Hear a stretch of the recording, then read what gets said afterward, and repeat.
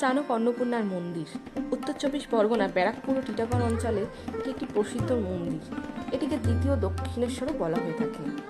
1875 খ্রিস্টাব্দে এই মন্দিরটি প্রতিষ্ঠা করেন রানী রাসমণির ছোট মেয়ে জগদম্বা দেবী।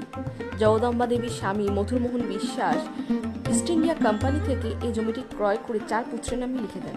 তার মৃত্যুর পর বরদান হিসাবে জগদম্বা দেবী এই মন্দির তৈরি করার জন্য জমিটি পান।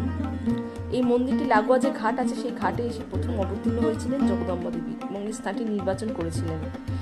শ্রীরামকৃষ্ণের অনুমতি নিয়ে এই মন্দিরটি প্রতিষ্ঠা করেন।